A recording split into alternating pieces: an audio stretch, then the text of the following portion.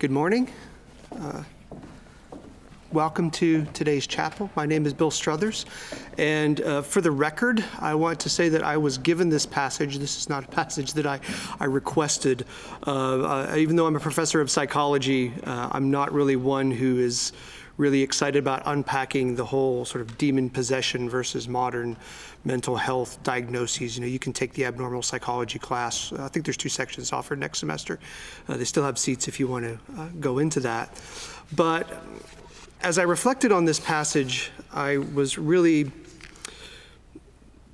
struck by how frequently I had read over it quickly and focused on other things, maybe just a little bit before or just a bit behind this passage.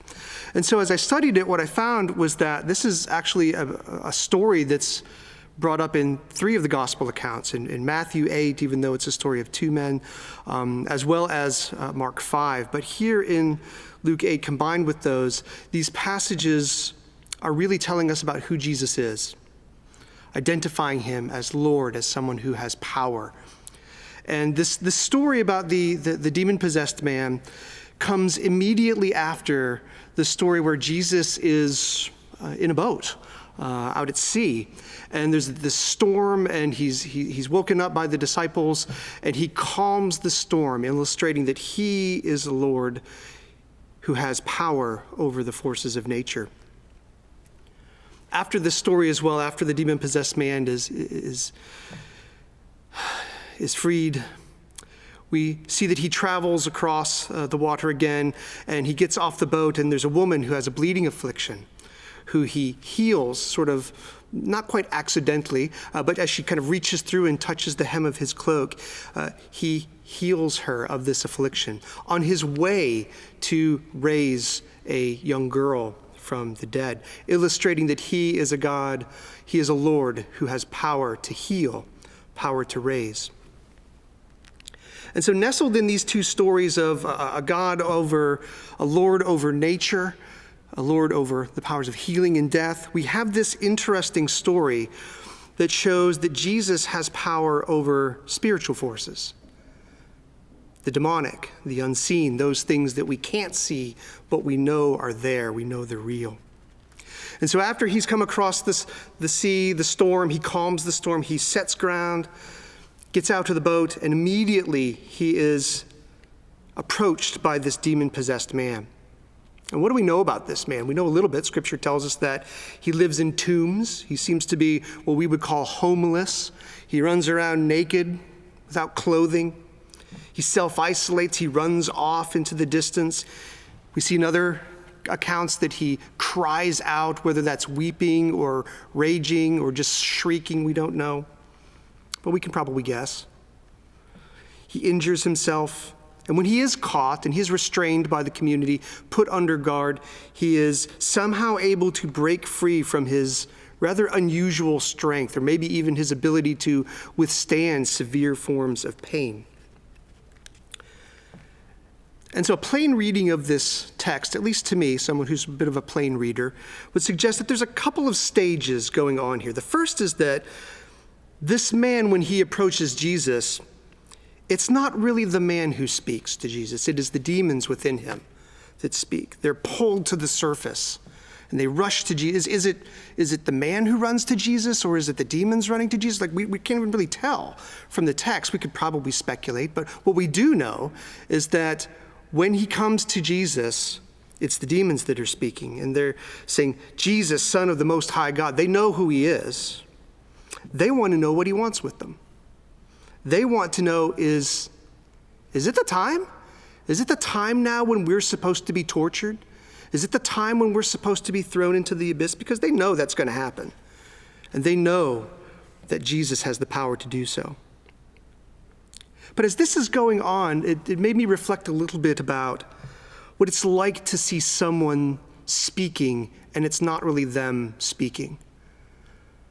I don't know about you, but in these past few years and across other seasons of life, there have been times when I've listened to people and I've heard them say things and I've wondered, where is that coming from? That's not you. Where is this rage? Where is this anger? Where is this hatred? And I wonder if that's what terrified his community. I wonder if that's what terrified him as well, when he would realize he would be saying these things and recognizing that they're not him. But I know what it's like to have a family member, a friend, loved one, a neighbor, speaking and not recognizing them because there's something going on inside them that I sense is there, but I can't get to it. Honestly, if I'm honest, right, hear myself speaking in this way sometimes. And I'm stunned to see the things that come out of my mouth. But let's get back to the story. So Jesus, when the demons are approaching him and they're asking, is it time? Is it time? Are you going to cast us out, Son of the Most High? Jesus says, "What is your name?"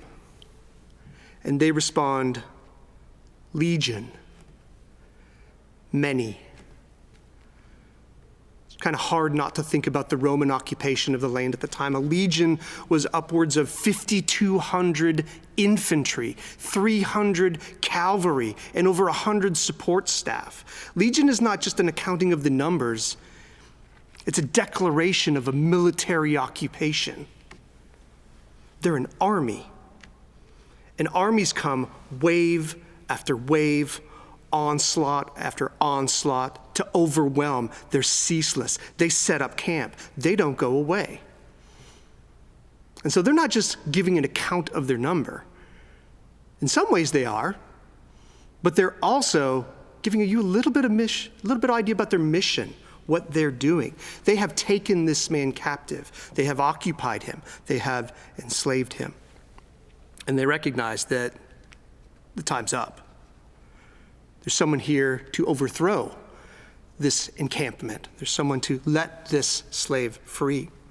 And so in the next part of the story, there's a deal that's cut. The legion negotiates a way to sort of throw up the white flag, so to speak, to try to get out and perhaps assume that because there's these pigs over here, so we're probably like in a Gentile part of Galilee, right? And so there's presumably not just Jews there, but there are Gentiles there, maybe part of the Roman occupation. So they're comfortable with pigs. And the demons say, well, how about we just send us into the pigs? That's safe, right? That gets us out of the fiery abyss, presumably at the end of time. And so Jesus basically grants them the request. And the pigs, of course, because they're not humans with the capacity to kind of restrain themselves and perhaps live in the way that we are as bearers of the image of God, they go mad. And rather than perishing in a fiery abyss, they rush into the lake and perish in a watery one. And so this dramatic casting out of the demons, presumably there's other people around who've seen this. And they go back to the town and they tell the people in the town folk, and the people who are taking care of the pigs, they rush back and they tell the story, and everyone comes out. In my part of the world, we used to call it a commotion, a ruckus, right? Something was going on. And so people scrambled to come and see what was going on here. And they come and they find this wild man, this demon-possessed man, who normally would be naked, cutting himself, shrieking out at the heavens, terrifying them because of his instability. Well, they find him clothed in his right mind, sitting at the feet of Jesus. And so what do? Do they celebrate? No. They ask Jesus to leave. They're terrified of him. They've got no idea what to do with this person who has done this. Oh, and by the way, we've also heard he just calmed the storm last night on the way over across the sea. That storm we were expecting that kind of just disappeared, he's the guy who's responsible for that as well. That's not in the text, but I think it's reasonable to think that they've heard a bit about who this Jesus character is, and now they're seeing what he is about. And so even if they are Gentiles, well, they're terrified. Here's a Gentile thinking about this rabbi who pops up on the shoreline, who's casting out demons, And it's understandable that they would want him to leave, to be afraid. Personally, I would like to keep this Jesus guy around. This guy who can cast out demons, I think it might be good to keep him on the team for a while. He might prove to be handy. But no, they decide that they want him to go. And so Jesus sets about leaving. And I can't help but stop and wonder what I would have done if I would have been terrified if I had seen this. When people don't conform to my way of thinking about how they should be behaving, or I have the person who's over here that I enjoy kind of knowing that there's this crazed person over here, this wild person, because it makes me feel better about myself. Or maybe they're afraid because this man who's now in his right mind remembers how we've treated him. And Jesus is a reminder to me and to others at how we have behaved poorly. I wonder. But Jesus sets about leaving, and he says, okay, I'll get in the boat. And the man from whom the demons have been cast out requests to get in the boat. And what does Jesus do? Jesus says, well, you know what? This boat has a capacity of 12. There's only 12 seats in the boat, and they're all occupied right now. And I'm pretty sure that Judas is going to drop out later in the semester. But if you get on the wait list, perhaps there'll be a space for you. No, he doesn't do that. And maybe that's too soon, this close to registration for spring classes. But Jesus says, no. I want you to go. I want you to go back to your town and say what God has done for you.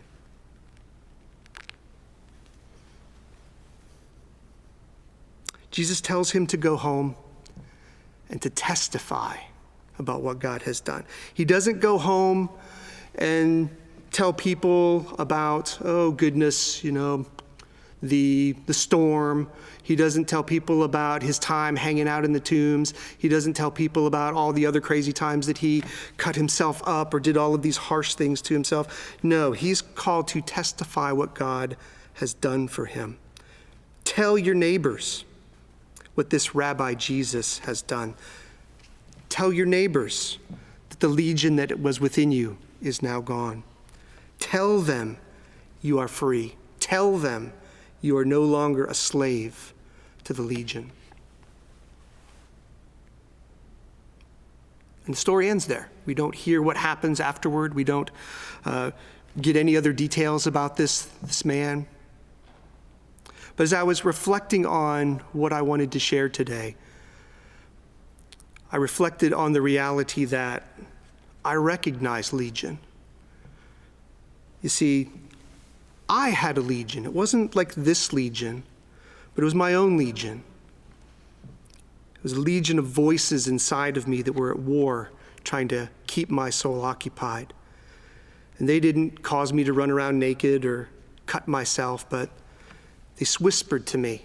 Their assaults were quiet. And I felt under that assault. They would say things to me like, that's not true. Hey, check this out. You're not smart enough. You're definitely not good looking enough. You're not even interesting. Why would anyone want to hang around you? You're stupid. Did I tell you you're stupid? And you're weak too. You don't have enough money. Why don't you just cut loose? Why don't you just kind of see what happens if you just go nuts? Things won't get better. It's all rubbish. Everything's a mess. And you don't deserve this either. This isn't fair. No one cares about you. You're worthless, but you're actually the most important person in the world. Everyone's right. You're just utterly garbage. Give up. Stop hoping. Stop believing.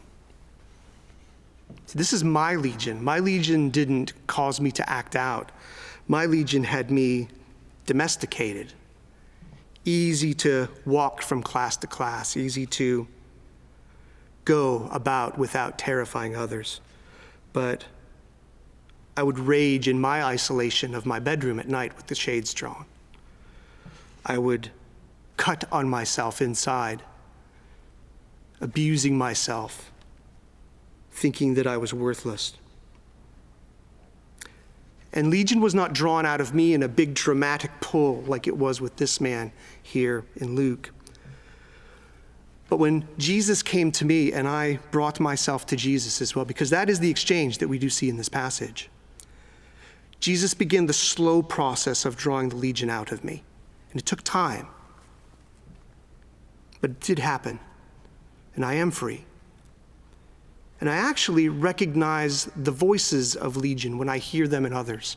I see the faces of Legion when I look behind the eyes of people, of all these lies, all of these different ways that people are blinded, confused, traumatized, set upon, under assault.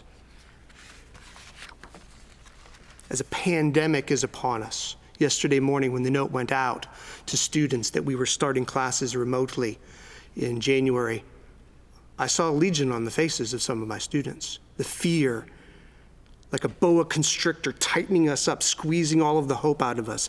And I am here to tell you that that is a lie. There is hope that is found in Jesus. And I want to tell you that I believe, because this Legion is also my testimony. It's different, but it is my testimony. This is what God has done for me, and I believe that Jesus has the power to do this for you as well. And so if you don't believe right now, I do want you to hopefully draw some hope from my testimony, from brother in Christ. Let my testimony carry you for a little while you fear about what the isolation of January or February would look like. Let me encourage you that all of those voices that you hear that are set upon you, wave after wave, maybe there's some of the voices that I heard as well. But I want you to take heart that Jesus is more than the Legion. Jesus is greater than that army that besets our souls. Finally, we have a little bit of time here, maybe at the end. The marimba's kind of cool, right? Maybe a little demon walk-up song right there for when the demon approaches Jesus.